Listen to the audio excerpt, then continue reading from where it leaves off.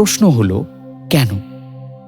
কেন 10টা ভালো স্মৃতির চেয়ে একটা খারাপ স্মৃতি এত বেশি শক্তিশালী? এই প্রশ্নের উত্তর খুঁজতে গিয়ে 2001 সালে সাইকোলজিস্ট রয় বাউমিস্টার এবং তার সহকর্মীরা একটি বিখ্যাত রিভিউ পেপার প্রকাশ করেন, bad is stronger than good. সেখানে তারা কয়েক দশকের গবেষণা বিশ্লেষণ করে দেখান যে মানুষের মস্তিষ্কে নেতিবাচক অভিজ্ঞতার প্রভাব ইতিবাচক অভিজ্ঞতার তুলনায় কয়েক গুণ বেশি।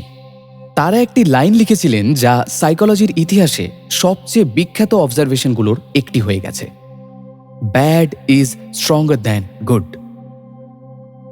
অর্থাৎ তোমার মস্তিষ্ক সুখের জন্য আদৌ ডিজাইন নয়, তোমার মস্তিষ্ক ডিজাইন হয়েছে সার্ভাইভালের জন্য। এবার 50,000 বছর আগের পৃথিবীটাকে কল্পনা করো।